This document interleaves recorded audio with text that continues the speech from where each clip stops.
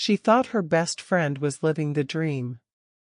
A rich husband, luxury cars, a perfect home until envy made her take her place. And she discovered too late the deep secret her friend had been hiding all along. Sandra and Anita grew up the way only true childhood friends do. Sharing one life between two bodies. They lived in the same noisy compound in Sulia, Lagos, running barefoot between buckets of water and plaiting each other's hair on Saturday mornings. Sandra was the calm one, gentle, patient, always thinking before she spoke. Anita was fire, loud, dramatic, full of dreams bigger than the street they grew up on. She always wanted more, always chased the spotlight, always imagined a richer future. But no matter how different they were, they moved together like sisters. If you saw Anita, Sandra wasn't far behind. If Sandra cried, Anita picked the fight for her. If Anita failed a test, Sandra stayed up all night helping her study. Their mothers would smile and say, "These two." They were born in different houses, but raised by one heart. Growing up didn't change that. They whispered their dreams to each other under the ceiling fan at night. Sandra wanted a simple life, a small business, a peaceful home, a man who loved her sincerely. Anita wanted everything. Big house, expensive cars, a rich husband, trips outside Nigeria. But still, they held on to each other tightly. By their final year in university, Sandra had started catering small events to support herself. That was how she met Victor, a handsome, well-dressed young businessman who came to one of her corporate deliveries. He complimented her food, then her smile, then her kindness, and before Sandra could understand what was happening, she was falling in love with him. Victor was everything she had prayed for. Calm, respectful, generous, focused. He would bring her lunch unexpectedly, help her carry trays to events, even wait for her after class so she wouldn't walk home alone. Sandra couldn't believe God had sent her such a man. When she introduced him to Anita, Anita hugged her excitedly. Finally, our own Sandra has found love. And in those early days, Anita meant it. She was happy for her friend. She had no reason to envy, no reason to feel left behind. But when Victor proposed months after their graduation, Anita felt something she didn't want to name. A small pinch in her chest, a quiet whisper. Victor gave Sandra the proposal most girls dreamed about. A candlelit dinner in Victoria Island, roses covering the table, and a silver ring that sparkled like morning sun on water. Their wedding became the talk of Lagos. Elegant, classy, overflowing with love. Sandra wore a gown that looked like it came straight from a bridal magazine. Victor stood tall beside her, smiling proudly. The hall glittered, the air smelled of orchids, and guests whispered, "Sandra has entered enjoyment. This is marriage." Anita stood beside her as maid of honor, smiling brightly for pictures. But somewhere deep inside her chest, something tightened, not hatred, just a quiet longing she tried to ignore. After the wedding, Sandra moved into Victor's Lay mansion. A white duplex with large windows, polished floors, and luxury cars lined up like trophies. When Anita visited for the first time, she was stunned. Sandra had truly stepped into a world she used to pray about. A world Anita herself always dreamed of. Sandra welcomed her with a bright smile. She showed her the living room, the kitchen, the walk-in closet filled with lace, gold jewelry, and perfumes from abroad. Inside, Anita felt something warm and bitter rising. This should have been my life, but she swallowed it down and hugged her friend tightly because at this point, her envy was still small, still soft, still pretending to be admiration. At first, Sandra truly believed her marriage would be everything she dreamed of, peaceful, loving, and blessed. Victor treated her gently, opened doors for her, and bought her small gifts just to see her smile. But slowly, quietly, the cracks began to show. It started with the nights he didn't come home. Sandra would sit in the living room waiting, her dinner growing cold, her eyes drifting to the clock as the hours passed. When Victor finally returned at 2 or 3 a.m., he smelled of alcohol and sometimes of another woman's perfume. When she asked softly, "Victor, where were you?" he would glare at her like she had insulted him. One night, her voice trembled as she said, "You didn't pick my calls." The slap came so suddenly that she didn't even feel the pain at first. Her ears rang. Her vision blurred. She froze, staring at him with fear. She couldn't hide. Victor's anger vanished instantly. He grabbed her face gently. "Sandra, I'm sorry. You provoked me. You know I hate nagging." He kissed her forehead. And the next morning, he handed her a brand new iPhone and a handbag worth more than her rent before marriage. That became the rhythm of her marriage. He hits, he apologizes, he buys gifts, she forgives, he hits again. The more violent he became, the more expensive his gifts grew. As if he believed money could erase fear. Sandra wanted to tell someone, her mother, her sister, even Anita. But each time shame gripped her throat like a hand. People admired her marriage. They envied her life. They called her lucky. How could she admit that the man who bought her diamonds also left bruises on her ribs? So, she learned to hide everything. She mastered the art of makeup. Concealer for her cheek, powder for her jawline, long sleeves for her arms. She smiled through pain and posted happy pictures online, pretending everything was perfect. And everyone believed her, especially Anita. Each time Anita visited, she admired the house as if it were a museum of luxury, the chandeliers, the white marble floors, the fresh flowers, the imported perfume Sandra kept on her dressing table. Victor would greet Anita warmly. "Ah, Anita, you're welcome. Hope traffic wasn't too bad." She would blush and laugh.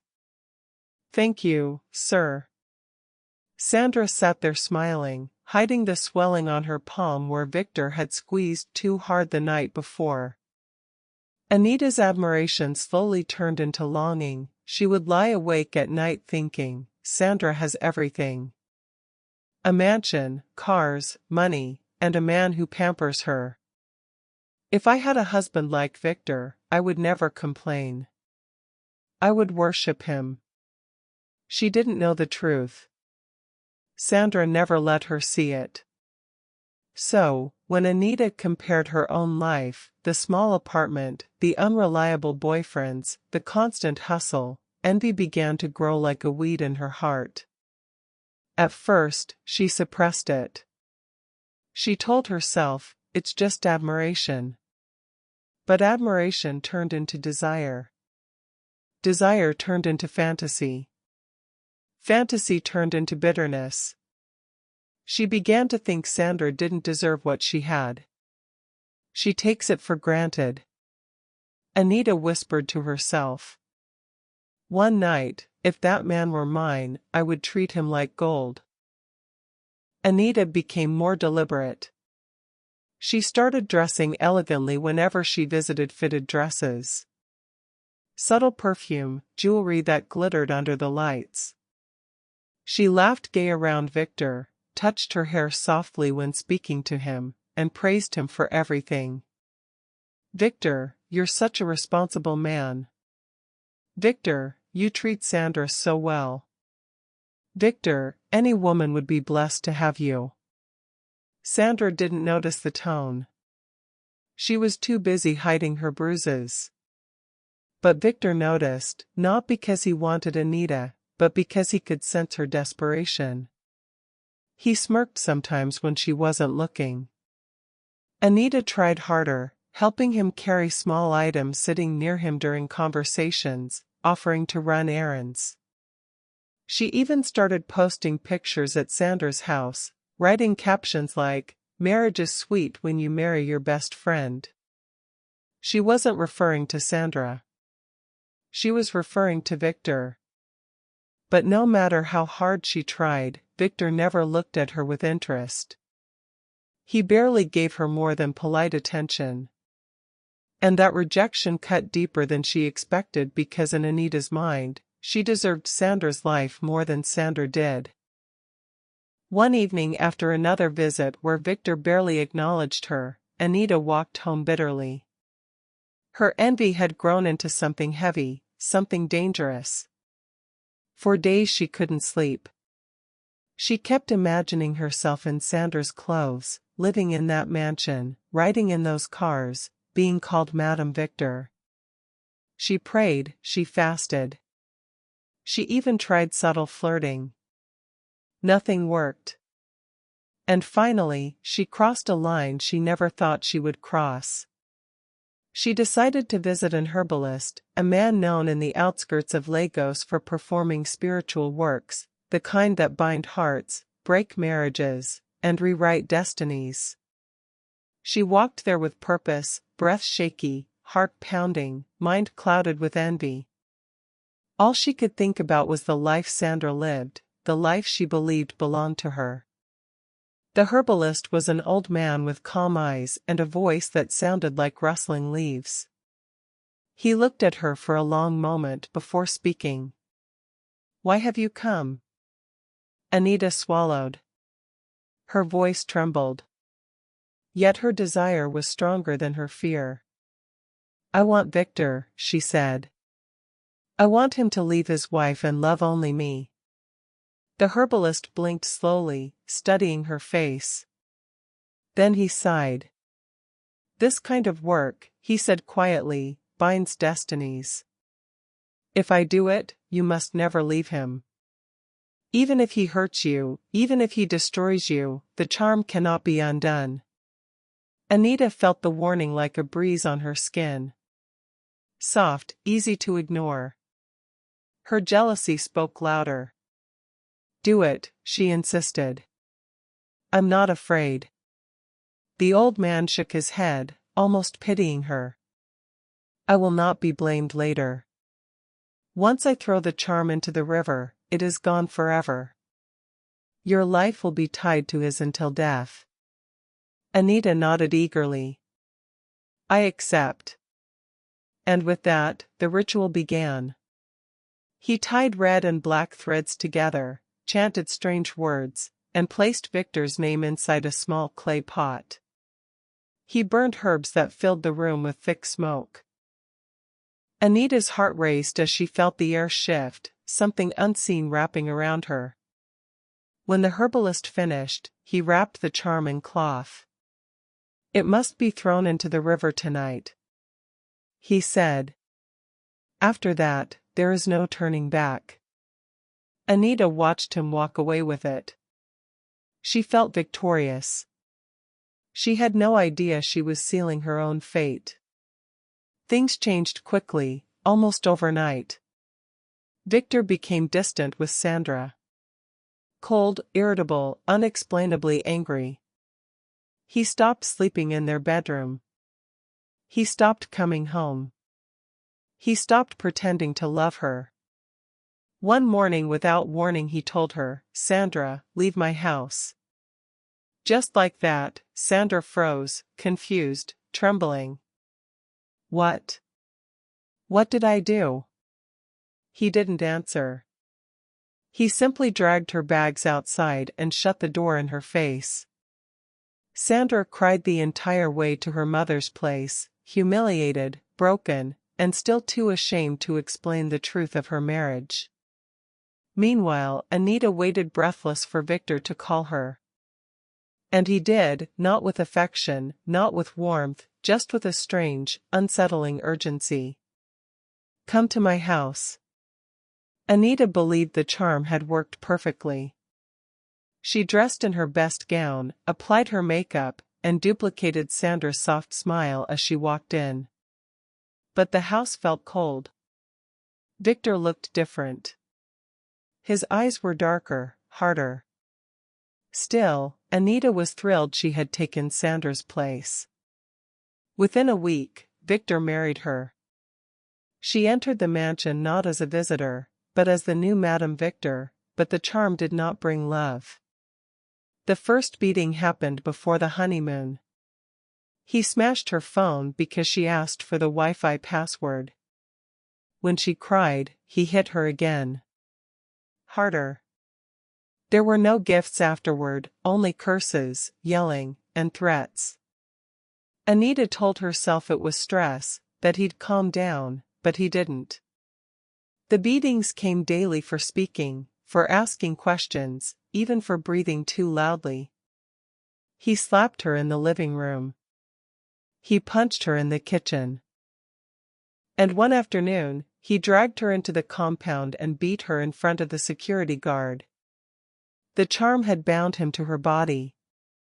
Not to her peace, not to her safety, not to her happiness. And the more she tried to resist, the worse he became.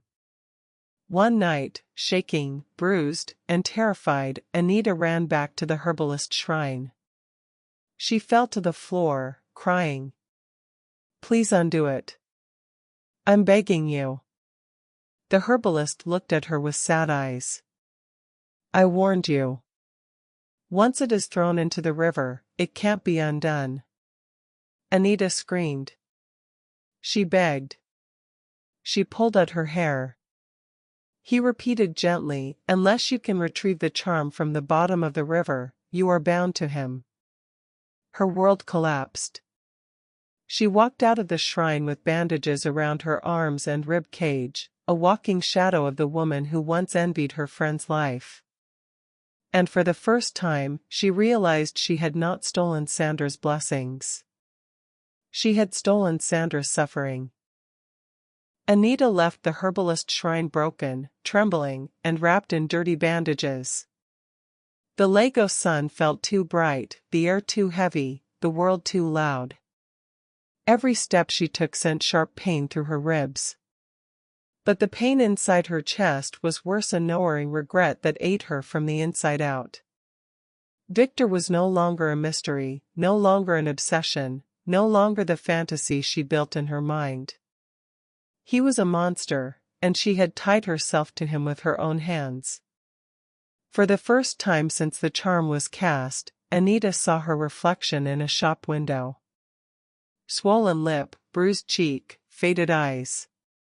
She didn't recognize herself, and she knew exactly where she needed to go. Sandra had moved back to Swear, renting a small self-contained room and focusing on her catering business. She had lost weight, but she had regained her peace, a kind of quiet strength that made her look more beautiful than any gold jewelry Victor ever bought her. Anita took a bike to Sandra's area. People stared at her wounds, but she didn't care. Her heart was heavier than her body. When she reached Sandra's door, she collapsed to her knees, her voice cracked as she whispered, "Sandra, please open." Sandra came out with a bowl in her hand, startled by the sight before her. Anita lifted her tear-streaked face. "Sandra, please. I'm sorry. I destroyed everything. I took your husband. I wanted your life." She broke into sobs. "I did charms. I forced everything. And now I'm dying inside. Please forgive me." Sandra froze. This was the same woman who stood as her sister for years. The same woman who betrayed her. The same woman who stole her home. The same woman who laughed behind her. And now she was kneeling, broken, bleeding, bandaged like a wounded animal. Sandra set the bowl aside and helped her stand. She didn't hug her, but she didn't push her away either. Anita cried into her palms. He beats me every day. Even outside, even in front of people. I tried to run. I tried to break the charm. The herbalist said, I can't. Sandra inhaled deeply. After a long pause, she said softly, Anita, I forgive you. Anita sobbed harder, collapsing against the wall. But Sandra continued, I forgive you. But we can never be friends again. Anita's crying stopped. Her heart plummeted. Sandra wiped her hands on her wrapper. You broke something that cannot be repaired. I can't walk with you the way we used to. But I won't hold your sin against you anymore. It was the kind of forgiveness that carried peace, but also finality. Sandra walked back inside her room. She didn't look back. And Anita, standing outside the door, realized she had lost the one thing she truly had. The only person who ever loved her sincerely.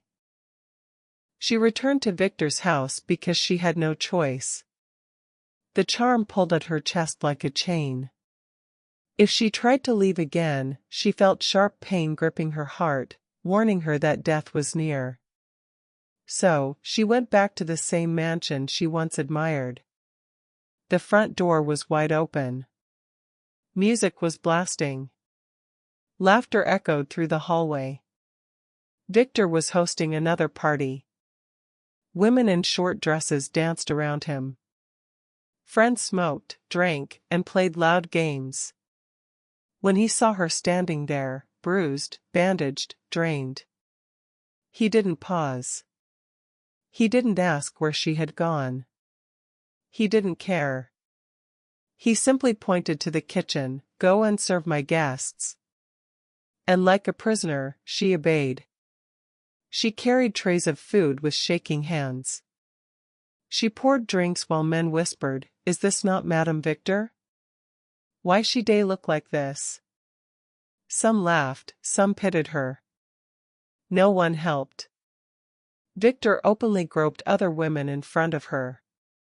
He pulled one into the bedroom while music played on.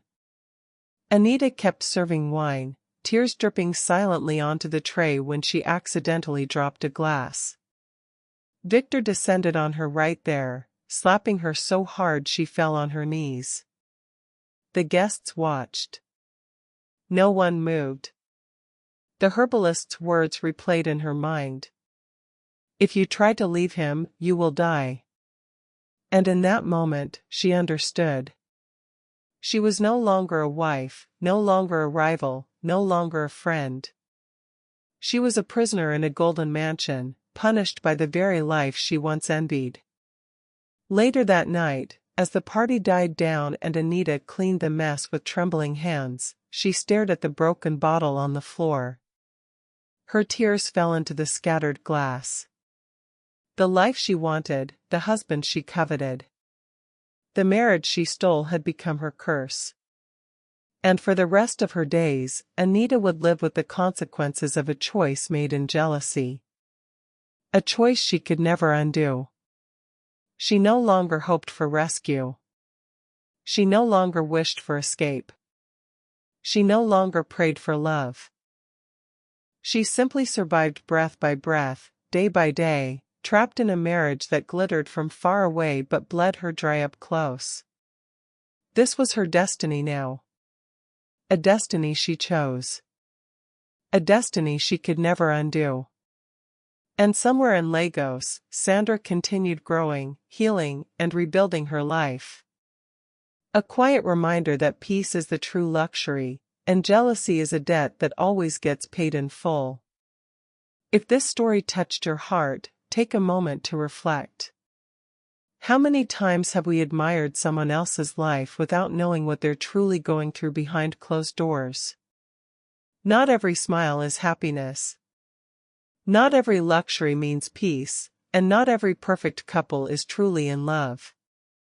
Thank you so much, besties. We are almost at 10K subscribers and I honestly can't believe how fast we've grown. Every like, every comment, every share, it all means the world to me. To my returning viewers, thank you for standing with me, supporting my stories, and making this channel feel like home. And to everyone watching who hasn't subscribed yet, please take a second to hit that subscribe button and join the family. It helps the channel grow and it encourages me to keep bringing you more emotional, powerful African stories every single week. Let's hit 2K together. I love you all and I'm grateful for every one of you. See you in my next story. Bye for now.